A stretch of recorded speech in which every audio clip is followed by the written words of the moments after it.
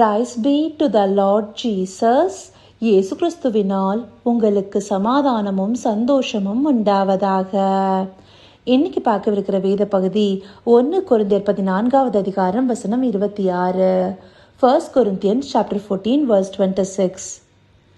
நீங்கள் கூடி வந்திருக்கிற போது உங்களில் ஒருவன் சங்கீதம் பாடுகிறான், ஒருவன் போதகம் பண்ணுகிறான், ஒருவன் அந்நிய பாஷையை பேசுகிறான், ஒருவன் ரகசியத்தை வெளிப்படுத்துகிறான், ஒருவன் வியாக்கியானம் பண்ணுகிறான். சகோதரரே, இது என்ன? சகலமும் பக்தி விருத்திக்கு ஏதுவாக செய்யப்பட கடவது. இந்த வசனத்துல சபையில காணப்பட வேண்டிய ஒரு ஒழுங்க பவுலடியார் வரிசைப்படுத்தி காண்பிச்சிருக்காரு. இது எதற்காக காட்டப்பட்டிருக்கு? அன்றைக்கு கொரிந்து சபை மக்கள் அந்நிய பாஷையில சிலர் பேசுவதை பார்த்து அநேகர் தாங்களும் அந்நிய பாஷையில பேசணும்னு முற்பட்டு அவங்களுக்கு அந்த வரம் கிடைக்க பெறலனாலும் அவர்களே சில வார்த்தைகளை அலப்பறிய ஆரம்பிச்சாங்க. அப்படி அந்நிய பாஷையானத பிரதானமா அந்த சபைகள்ல பார்த்திருக்காங்க. அப்போ பவுலடியார் இந்த அதிகாரம் முழுவதுமே நம்ம எந்தப்படியான வரங்களை நாடணும், சபைக்கு பக்தி விருத்திக்கு ஏதுவான காரியங்களை பண்ணணும் அப்படிங்கறத தான் தொகுத்து கொடுத்திருக்காரு. சபைங்கிறது நம்ம போற பிசிக்கல் சர்ச் மாத்திரம் இல்ல, நம்ம 4 பேரோ இல்ல 5 பேரோ இல்ல 2 பேரோ 3 பேரோ கூட தேவனுடைய நாமத்தால ஒரு இடத்துல கூடி வருறோம்னா அதுவும் சபை எனப்படுவதே. பிலமோன் 1 அதிகாரம் 2வது வசனத்தை பார்த்தோம்னா வீடுகள்ல மக்கள் கூடி வருகிறதையும் சபைன்னு தான் அழைத்திருக்கிறாங்க. அப்படி சபையா கூடி வரும்போது நாம எல்லாருமே பக்தி விருத்திக்கு ஏதுவாக நடத்தப்படணும். அதற்கு நாம பிரதானமா நம்ம கிட்ட காணப்பட வேண்டிய ஒரு விஷயம் அன்பு. அதை தான் இந்த அதிகாரத்தோட முதல் வசனத்திலே காண்பிச்சிருக்காங்க. ஒருவருக்கொருவர் அன்பா இருக்கிறத முதலாவது நம்ம நாடணும். அதுவே பிரதான கற்பனையாகவும் இருக்கிறது இல்லையா? அது மாத்திரம் இல்ல, ஞான வரங்களை நாடணும்னு சொல்லப்பட்டிருக்கு. நம்ம ஆணுடைய வசனங்களை எடுத்து போதிக்கக்கூடிய அந்த நல்ல வரங்கள், தீர்க்க தரிசனத்தை வெளிப்படுத்துகிற வரங்கள், இதையெல்லாம் நாடலாம் அப்படின்னு சொல்லி போட்டுட்டு அந்நிய பாஷையில பேசுறவங்களோ ஆவியினால ரகசியங்களை பேசுறாங்க. அது மாத்திரம் இல்ல, இந்த அந்நிய பாஷையானது தனிப்பட்ட ஒரு நபருடைய பக்தி விருத்திக்காக கொடுக்கப்படுகிறது. ஆனா மற்ற வரங்களோ அநேகருடைய பக்தி விருத்திக்காக, முக்கியமா தீர்க்க தரிசனம் நம்ம உரைத்தோம்னாலும், ஞானத்தை போதிக்கிற வரமாக இருந்தாலும் இல்ல மற்ற எந்த வரங்களா இருந்தாலும் அநேகருடைய பக்தி விருத்திக்காக அது உதவுகிறதா இருக்கு. அந்தப்படியான விஷயங்கள் சபையில காணப்படும் போது அது பக்தி விருத்திக்கு ஏதுவா நடத்தப்படும். இந்த அதிகாரத்திலே ஒரு வசனத்துல கொடுத்திருக்காங்க, யாராவது கல்லாதவங்க, அதாவது ஆண்டோடைய வார்த்தையை அறியாதவங்க சபைக்குள்ளார முதல் முறையா வரும்போது இந்த மாதிரியா அந்நிய பாஷையை அநேகர் பேசுகிறத பார்த்தா என்ன நினைப்பாங்க? அதை பைத்தியக்காரத்தனமா நினைப்பாங்க அப்படின்னு சொல்லி மென்ஷன் பண்ணிருக்காங்க. இத ஒரு அனுபவபூர்வமா சொல்லணும்னா, நாங்க ரட்சிக்கப்பட்ட புதுசுல சபைக்கு போன போது அநேகர் அந்நிய பாஷையில பேசுறத பார்க்கும்போது ஒரு குழப்பமா இருந்தது. இவங்கெல்லாம் என்ன பண்றாங்க, இதெல்லாம் உண்மையா அப்படிங்கிற ஒரு சந்தேகமான ஒரு பார்வை கூட மனசுல எழும்புச்சு. இந்த படியான காரியங்கள் ஒருத்தர பக்தி விருத்திக்கு எதுவா நடத்தாது.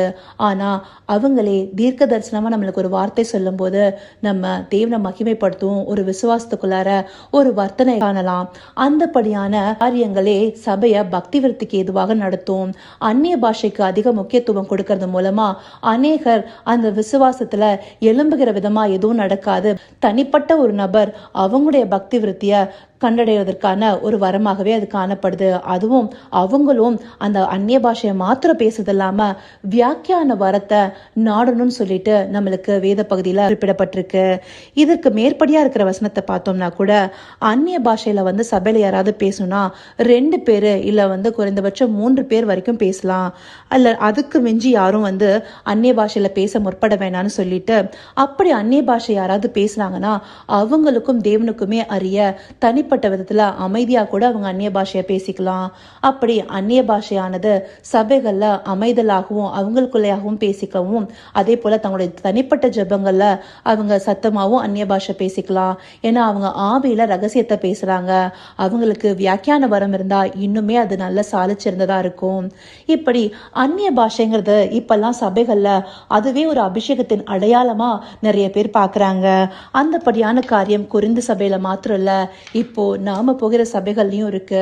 முக்கியமா பெந்தகோஸ்தே சபைகள்ல தினமுமே நம்ம சபையா கூடி வரனா அந்நிய பாஷையால் நிரம்பணும் அப்படிங்கறத ஒரு மேண்டேட்டரியான விஷயமா பார்க்க ஆரம்பிச்சிட்டாங்க. அநேகருக்கு பக்தி விருத்தி உண்டாக்க நாம் அதை வியாக்கியானம் செய்யவோ, தீர்க்க தரிசனமா சில காரியங்களை வெளிப்படுத்தவோ, இல்ல ஞானத்தை போதிக்கிற இந்த வசனங்களை அருமையா நம்ம போதிச்சு வந்தோம்னா அந்தப்படியான காரியங்கள் அநேகருடைய பக்தி விருத்திக்கு ஏதுவாக இருக்கும்.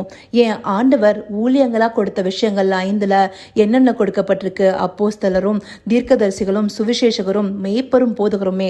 இந்த இடத்துல அந்நிய பாஷையை மையப்படுத்தியிருக்காங்களா? சபையானது பக்தி விருத்தி அடைவதற்காக சொல்லியே இந்த வசனத்துல சொல்லப்பட்டிருக்கு. எபேசியர் 4வது அதிகாரம் 12வது வசனத்துல. அந்தபடி வேதத்துல பல இடத்துல பக்தி விருத்திக்கு ஏதுவான காரியங்களை செய்யணும்னு சொல்லி போட்டிருக்கு. அப்போ அந்நிய பாஷைங்கிறது அவசியம் இல்லையானா நிச்சயமா அவசியம். ஒரு தனிப்பட்ட நபர் வளர்றதற்கும் அவங்க தனிப்பட்ட விதத்துல ஆண்டவரோடு இந்த பாஷையை பேசுகிறதுக்கும் இது நன்மைக்கு எதுவா இருக்கு. மற்றபடி இத ஒரு மேண்டேட்டரியா நம்ம வச்சு அதை எல்லாருக்கும் வலியுறுத்தணுங்கிறது கிடையாது. சபையில நம்ம எதை மையப்படுத்தணுங்கிறத இந்த வசனம் நம்மளுக்கு தெளிவா காண்பிக்குது இல்லையா? நம்ம முன்னாடி அப்போஸ்தலர் நடவடிக்கைகள்ல சில வசனங்கள் தியானிச்ச போது அந்நிய பாஷை பெந்தகோஸ்தே நாள்ல புதிதாக எல்லாருக்குமே அது காண்பிக்கப்படுகிற ஒரு வரமா இருக்கப்பட்டிருக்கு. அதே போல புறஜாதிகளுக்கு சுவிசேஷம் அறிவிக்கப்படும் போது அவங்க ஆண்டவரை விசுவாசிச்சிருக்காங்க. அப்படிங்க போதும் அந்த அந்நிய பாஷையை முதலாவது அவங்க பேசுனது ஒரு அடையாளமாக காணப்படுது. ஆனா அதுவே மையமா, அதுவே அபிஷேகம்னா அந்நிய பாஷை பெறாத எத்தனையோ பேரு ஆண்டவர் வல்லமையா பயன்படுத்தி இருக்காங்க. அப்போ நாம பிரதானமா நாட வேண்டியது நம்ம அன்பா இருக்கிறதும் மேலான நிறைய வரங்களை நாடுகிறதுமா இருக்கணும். அந்நிய பாஷையில பேசினாலும் அதற்குரிய வியாக்கியான வரத்தையும் நம்ம கேட்கிற விதமா இருக்கணும். இதை நாம அறிந்து கொள்கிறதற்கே தேவன் இந்தப்படியான வார்த்தைகள் நம்மளுக்கு காண்பிக்கிறாரு. அதற்காக அவருக்கு நன்றி தெரிவிப்போமா? கர்த்தாவே, தேவாதி தேவனே, உமக்கே இந்த வேளை நன்றி செலுத்துகிறோம் ராஜா. அப்பா, நேர்த்தியான இந்த வார்த்தைகளை எங்களுக்கு காண்பிச்சு சபையில காணப்பட வேண்டிய ஒழுங்குகளை எங்களுக்கு தெரிவிக்கிறீங்க ராஜா. அப்பா, நாங்க சங்கீதம் பாடி உம்மை துதித்து ஞானத்தை போதிக்கிற வரத்தை உடையவர்களாய் அந்நிய பாஷை வரங்களையும் நாடி அப்பா தீர்க்க தரிசனமாய் வார்த்தைகளை வெளிப்படுத்தி அந்த அந்நிய பாஷையை வியாக்கியானம் செய்கிறவர்களாக இருக்கணுங்கிறத எங்களுக்கு காண்பிக்கிறீங்க தகப்பனே. அதிகப்படியான அந்நிய பாஷை வரத்தை சபையிலிருந்து நாடுவதை பார்க்கிலும் இந்தப்படியான மேலான காரியங்களை நாங்கள் செய்வது நலமா இருக்குங்கிறத காண்பிச்சிருக்கீங்க ராஜா. இம்மட்டுமாய் அப்பா இந்த அந்நிய பாஷைய நாங்கள் இனியும் எங்கள் தனிப்பட்ட ஜபத்திலும் அப்பா சபையின் காரியத்திலும் அப்பா நாங்கள் உம்மோடு அமைதலோடு அந்த பாஷையை பிரயோகிக்கப்படுத்தவும் எங்களுக்கு ஞானத்தை கொடுங்க ராஜா. அப்படியாய் அப்பா அநேக சபைகளுக்கும் அப்பா இதை புரிந்து கொள்கிற விதமாக இந்த ஒழுங்குல நடத்தப்பட தேவரீர் தயவு பாராட்டுங்க ராஜா. அப்படியே நீங்க செய்ய போகிற கிருபைக்காய் நன்றி. சகலவித துதி மகிமை கனம் யாவும் ஒருவருக்கே செலுத்தினோம். இயேசு கிறிஸ்துவின் மூலமாய் வேண்டிக் கொள்கிறேன் பிதாவே. ஆமென், ஆமென்.